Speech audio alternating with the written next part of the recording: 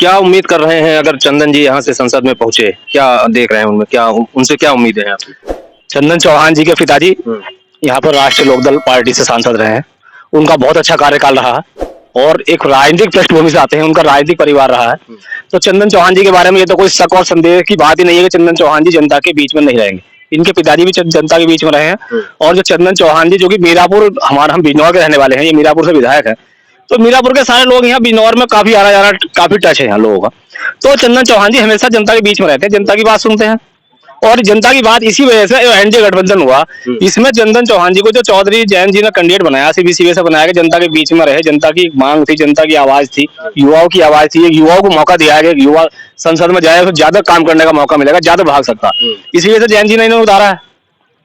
और जहां तक जो है जैन जी के फैसले से संतुष्ट हैं आप? जैन चौधरी जी का जो फैसला है, जैन चौधरी जी के फैसले से जो किसान बिरादरी बटी हुई थी, यहाँ किसान बिरादरी जो बटी हुई थी, वो सारी किसान बिरादरी एक तरफा एक साथ जैन चौधरी के साथ है।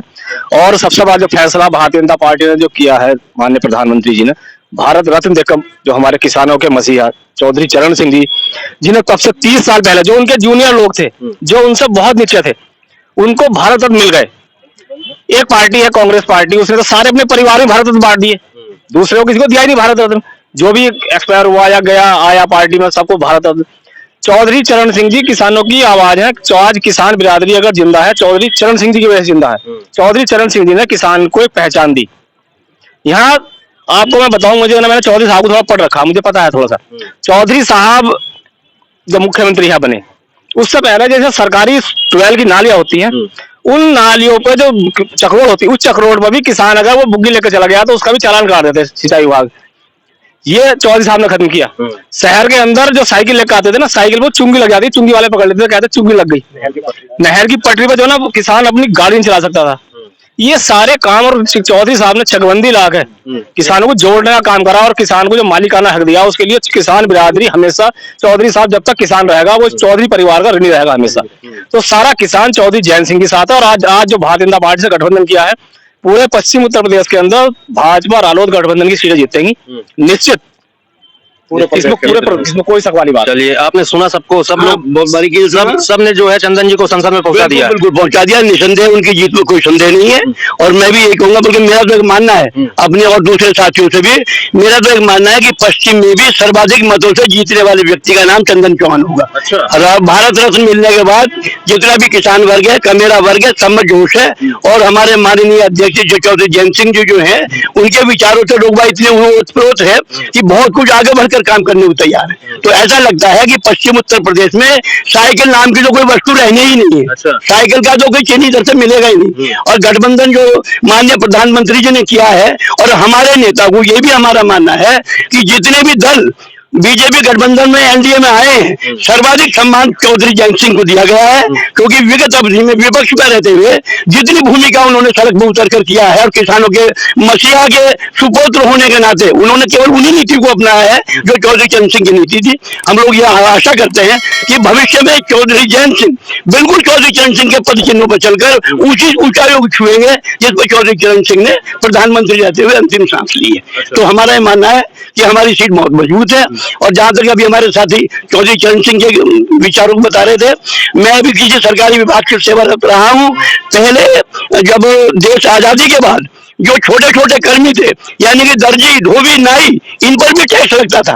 चौधरी चरण सिंह ने उत्तर प्रदेश के मुख्यमंत्री के बनने के बाद सबसे पहले ये कहा कि जब देश में उद्योग लगने लगे हैं, उनके स्तर बड़ा भी हो गया है, तो कम से कम नाई, धोबी, तेली, इनके जो टैक्स है वो सबसे पहले खत्म किए उन्होंने। उसके बाद फिर मंडी की व्यवस्था हुई, मंडी उनके टैक्स खत्म हुए। तो जितना योगदान चौधरी चरण सिंह का है, इतना आज राष्ट्रीय नेताओं में किसी का भी नाम दे, कोई विकल्प पूरे देश में उनका बनता ही नहीं है। ये बात जरूर है कि लोग आते रहे जाते रहे, प्रधानमंत्री की कुर्सी भी छुई, मुख्यमंत्री की भी छुई, लेकिन निसंदेह चौधरी जैन सिंह की जो आशाएं हैं वो पूरी तरह चौधरी चरण सिंह के प्रति तमाम कार्यकर्ता आश्वस्त हैं। और भाई इतना ही कह के समापन है कि हमारी जीत 100% सुनिश्चित है। निसंदेह कोई मैदान में हमारा पहलवान हमारे सामने है ही नहीं। अच्छा, धन्यवाद। 100% जीत कह रहे हैं, ये इनकी बातों संतुष्ट है आप? बिल्कुल संतुष्ट है।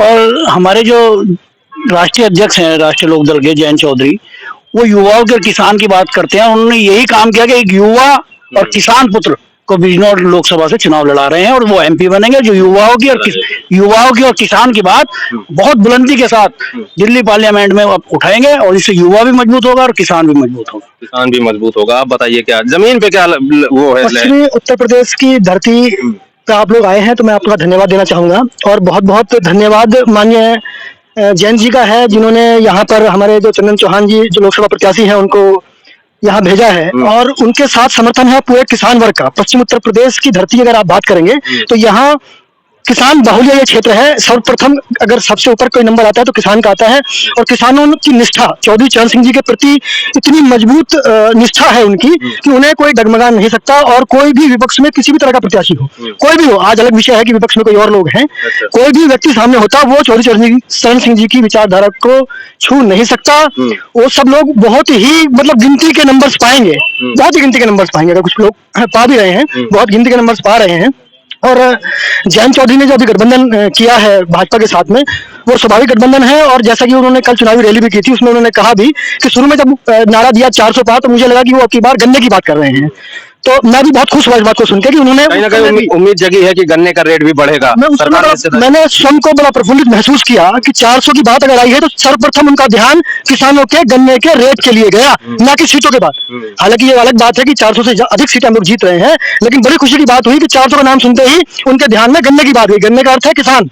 पश्चिमी उत्तर प्रदेश किसान बाहुल्य क्षेत्र है और यहाँ के किसान सदैव चौधरी साहब के ऋणी रहे हैं, चौधरी चरण सिंह जी ऋणी रहे हैं, अजीत सिंह जी के ऋणी रहे हैं।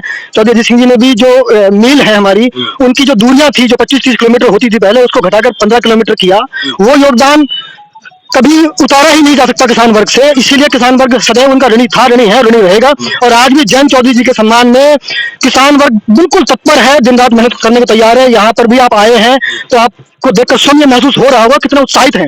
मतलब आप ये मान के चलिए कि मैं अपना व्यक्तिगत रूप से मैं आपसे कहना चाहूंगा कि आप ग्रामीण परिवेश में कहीं भी जाएंगे, ये आप बिजनौर की लोकसभा में, बिजनौर विधानसभा में आप खड़े हुए हैं, अन्य विधानसभा में भी जाकर अगर आप जानकारी लेना चाहेंगे तो वहां आपको यही महसूस होगा कि किसान सिर्फ एक ही बात जान रहा है कि हमें नल को वोट देना है, राष्ट्रीय लोकदल को मजबूत करना है और हमारे एनडीए गठबंधन को 400 से पार लेके जाना है। जब एनडीए गठबंधन 400 से पार जाएगा तो अवश्य ही जो पश्चिमी उत्तर प्रदेश गन्ना बाहुल्य क्षेत्र है, अवश्य ही मेरी आशा भी है और अपेक्षा भी करता हूं कि आने वाले वित्तीय वर्ष में, आने वाले वर्ष में गन्ने का भाव भी 400 को छुएगा, 400 के पार अवश्य जाएगा। इसी के लिए मैं आपका यहाँ पर आने के लिए धन्यवाद देता हूँ।